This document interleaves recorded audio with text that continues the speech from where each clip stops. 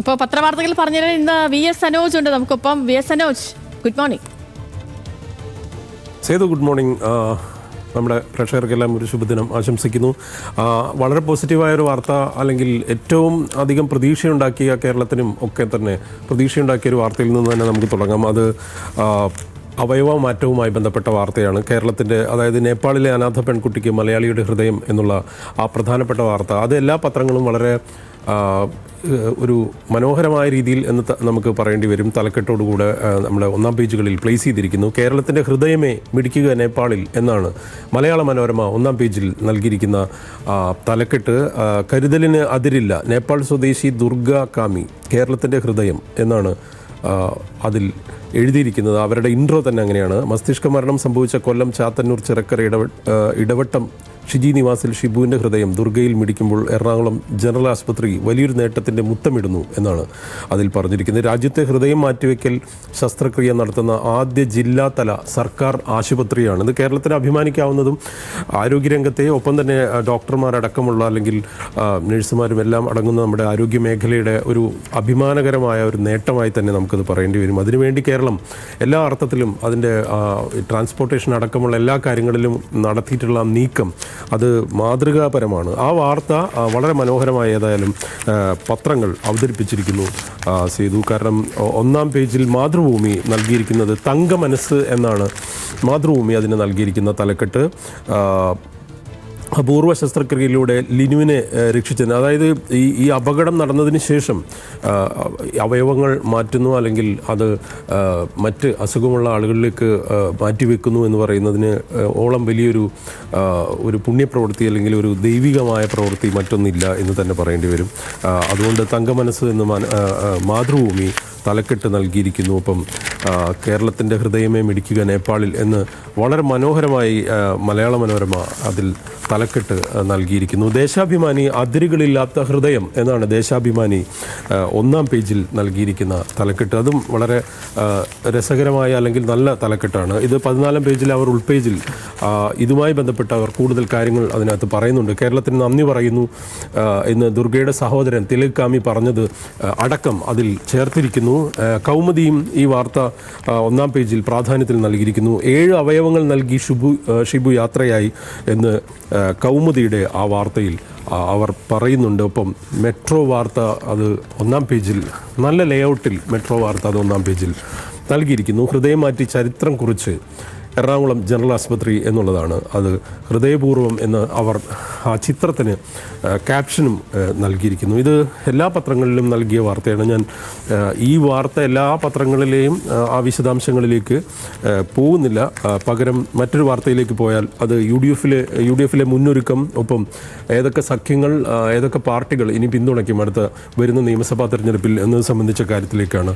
നമുക്കറിയാം, വലിയ ഒരു രാഷ്ട്രീയ സ്ഫോടനം നടത്തിയ ആളാണ് പി വി അൻവറിൻ്റെ UDF പ്രവേശനം സംബന്ധിച്ച വാർത്ത വലിയ പ്രാധാന്യത്തിൽ എല്ലാ പത്രങ്ങളും നൽകിയിട്ടുണ്ട്. ആ വാർത്തയും ഒന്നാം പേജിന് അല്ലെങ്കിൽ ഒന്നാം പേജ് കൈയടക്കിയ വാർത്ത എന്ന് തന്നെ പറയാം. ചന്ദ്രിക, പി വി അൻവറും CK ജാനുവും UDFൽ എന്ന ചന്ദ്രികയുടെ പ്രധാനപ്പെട്ട വാർത്തയാണ് ചന്ദ്രികയെ സംബന്ധിച്ച്.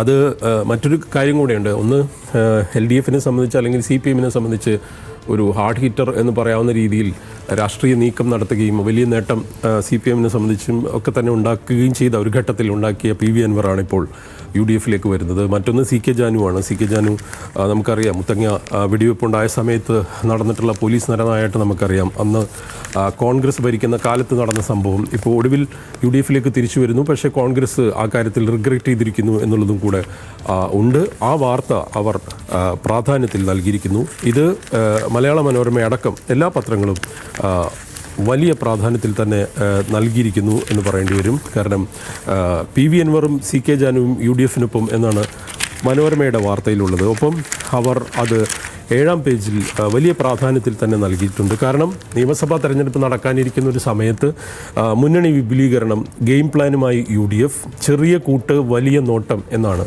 അതിൽ പറഞ്ഞിരിക്കുന്നത്. അൻവറിൻ്റെ അങ്കത്തട്ടിൽ സസ്പെൻസ് എന്നും ആ വാർത്തയിൽ മലയാള മനോരമ പറയുന്നു. അപ്പോൾ അതിനിടയിൽ ചെറിയ പ്രശ്നങ്ങളുണ്ട്. എതിർപ്പ് തുടർന്ന് പി ജെ ജോസഫ് ഈ മറ്റ് വിഭാഗങ്ങളെ ചില പാർട്ടികൾ വരുമ്പോൾ ഉണ്ടാകുന്ന ഇൻസെക്യൂരിറ്റി പ്രശ്നങ്ങൾ UDF-നകത്തെ ചെറിയ പാർട്ടികളെ സംബന്ധിച്ചിടത്തോളം അവർക്ക് ബാധിക്കും. ഏതായാലും ഇതൊരു വലിയ നീക്കം ആയി തന്നെ നമ്മൾ വിലയിരുത്തപ്പെടണം. ഒപ്പം ഇക്കാര്യത്തിൽ RJD അല്ലെങ്കിൽ ശ്രേയാംസ് കുമാറിൻ്റെ നിലപാട് സംബന്ധിച്ചുള്ള ചില ചർച്ചകൾ അല്ലെങ്കിൽ അത്തരത്തിലുള്ള ആ വാർത്തകളുടെ ചില ഊഹാപോഹങ്ങൾ പ്രചരിക്കുന്ന ഒരു സമയത്ത് കൂടിയാണ് അദ്ദേഹത്തിൻ്റെ നിലപാട് എന്തായിരിക്കും, ഇനി LDF-ൽ നിൽക്കുമോ UDF-ലേക്കാണോ എന്നൊക്കെ സംബന്ധിച്ച് വലിയ തരത്തിലുള്ള രാഷ്ട്രീയ ഊഹാപോഹങ്ങൾ നടക്കുന്നൊരു സമയത്ത് കൂടിയാണ് നമ്മൾ ഓർക്കേണ്ടത് കൂടിയുണ്ട്.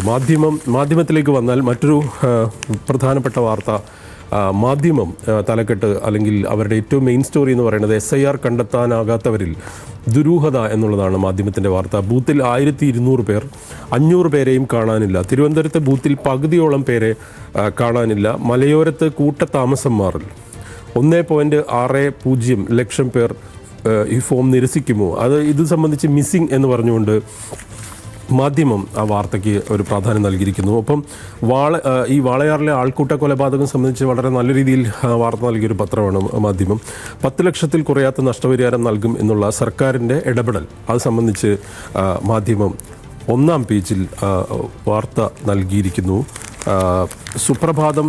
സുപ്രഭാതത്തെ സംബന്ധിച്ച് സുപ്രഭാതത്തിൻ്റെ 5-ാം പേജിൽ ഇതിൻ്റെ തന്നെ ഒരു എക്സ്റ്റൻഷൻ അല്ലെങ്കിൽ ഇതിൻ്റെ തന്നെ ഫോളോ അപ്പ് എന്ന് പറയാവുന്നൊരു വാർത്ത അവർ നൽകിയിട്ടുണ്ട്. ഇത് വിദ്വേഷ കൊലയാണോ? സമഗ്രാന്വേഷണം. കാരണം പ്രതികളിൽ 4 പേർ BJP പ്രവർത്തകരാണ്, സജീവ BJP പ്രവർത്തകരാണ്. അതുകൊണ്ട് തന്നെ ഇത് ബംഗ്ലാദേശി എന്ന് ആക്രോശിച്ചു നടത്തിയിട്ടുള്ള ഒരു മർദ്ദനം എന്ന നിലയ്ക്ക് അതിൽ ആൾക്കൂട്ട കൊലപാതകം അത്തരത്തിൽ ഒരു നീക്കമാണോ? മറ്റ് സംസ്ഥാനങ്ങളിലും ബീഹാറിലും ഒക്കെ നമ്മൾ ഉത്തർപ്രദേശിലൊക്കെ കാണുന്ന തരത്തിലേക്കുള്ളതാണോ എന്നതാണ് ആ വാർത്തയെ അന്വേഷിക്കുന്നത്. സിറാജിൻ്റെ മെയിൻ സ്റ്റോറി എന്ന് പറയുന്നത് മൂന്നാറിലെ തണുപ്പാണ്. മൂന്നാറിൽ 0 ഡിഗ്രി സെൽഷ്യസ് തണുത്ത് വിറച്ച് മൂന്നാർ. ശൈത്യം കൂട്ടിയത് കാറ്റിൻ്റെ ഗതിമാറ്റം എന്ന് അതിൽ പറയുന്നുണ്ട്. ധാരാളം വിനോദസഞ്ചാരികൾ ഇപ്പോൾ അതുകൊണ്ട് തന്നെ മൂന്നാറിലേക്ക് എത്തുന്നു എന്നുള്ളതും ഏറ്റവും പ്രധാനപ്പെട്ട ഒരു കാര്യമാണ്. കാരണം അത് ആളുകൾക്ക് ഇഷ്ടമുള്ള, സഞ്ചാരികൾക്ക് ഇഷ്ടമുള്ള ഒരു കാര്യം കൂടിയാണ്. ശബരിമല സ്വർണ്ണക്കൊള്ളയുമായി ബന്ധപ്പെട്ടൊരു വാർത്ത കൂടെ സിറാജ് 1-ാം പേജ് കൊടുത്തിരിക്കുന്നു. ഇടപാട് ബോർഡിൻ്റെ അറിവോടെ വിജയകുമാറിനും ശങ്കരദാസനും കുരുക്ക് മുറുകുന്നു എന്നാണ് ആ വാർത്തയിൽ പറഞ്ഞിരിക്കുന്നത്.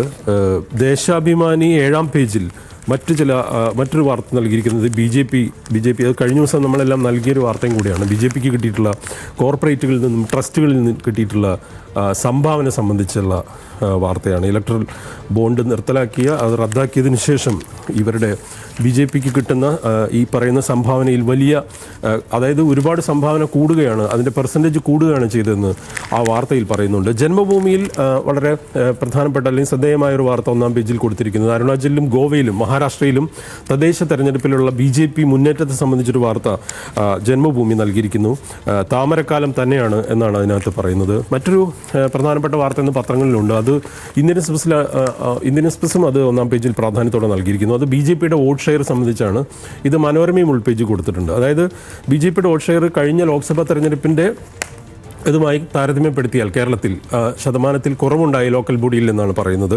19.26 ഉണ്ടായിരുന്നത് എൻ ഡി എക്ക് ഉണ്ടായിരുന്നത് അതിൽ 14.6% ലോക്കൽ ബോഡിയിലെ BJPയുടെ വോട്ട് ഷെയർ എന്ന് പറയുന്നു. ബംഗ്ലാദേശിലെ പ്രശ്നവും ഇന്ന് ഇന്ത്യൻ എക്സ്പ്രസ് ബംഗ്ലാദേശ് ഈ വിസ സംബന്ധിച്ച് ഇന്ത്യക്കാരുടെ വിസ അടക്കമുള്ള കാര്യങ്ങളിൽ കടുത്ത നടപടികളിലേക്ക് പോവുകയും അത് നിഷേധിക്കുകയും ചെയ്യുന്നൊരു സാഹചര്യത്തിലേക്ക് പോകുന്നു. കോൺസുലേറ്റ് അടച്ചുപൂട്ടുന്ന അവസ്ഥയിലേക്ക് പോകുന്നു. കാരണം അവിടെ വലിയ രീതിയിലുള്ള ഒരു പ്രതിഷേധം പ്രക്ഷോഭം നടക്കുന്നു. അത് ഇന്ത്യ വിരുദ്ധ പ്രക്ഷോഭമായി മാറുന്നു എന്നുള്ള ഒരു സൂചനയും കൂടെ ആ വാർത്തയിലുണ്ട്. അത് ടൈംസ് ഓഫ് ഇന്ത്യയുടെ 1-ാം പേജിലെയും വാർത്തയാണ്. Bangladesh shuts visa open in Delhi എന്നാണ് ആ വാർത്തയിൽ പറഞ്ഞിരിക്കുന്നത്.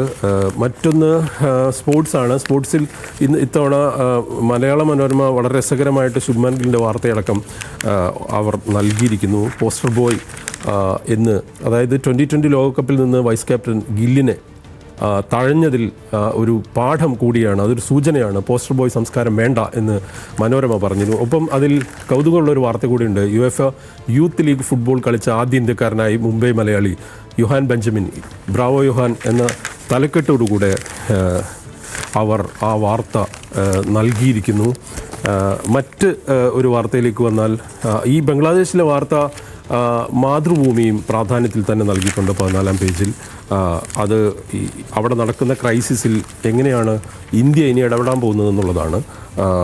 ഈ സത്യപ്രതിജ്ഞയ്ക്ക് ദൈവങ്ങൾ നിരന്നു എന്നൊരു വാർത്ത കൂടെ ഈ സത്യപ്രതിജ്ഞ ലോക്കൽ ബോഡി നടന്നതിനെക്കുറിച്ച് കൂടെ മാതൃഭൂമി 8-ാം പേജിൽ ഒരു കൗതുകമുള്ള വാർത്ത നൽകിയിരിക്കുന്നു. അത് വലിയ നിയമപ്രശ്നങ്ങൾക്ക് ഒരു പക്ഷേ സാധ്യത ഉണ്ടായേക്കാം എന്ന് പറയുന്നു. ഒപ്പം ഈ പറഞ്ഞ പോലെ CPM-ൻ്റെ തോറ്റതിൻ്റെ കാരണം ഇൻ്റലിജൻസിന് മനസ്സിലായി എന്നൊരു വാർത്തയും ഏതൊക്കെ വിഷയങ്ങൾ ബാധിച്ചു എന്ന വാർത്തയും മാതൃഭൂമി നൽകിയിട്ടുണ്ട്.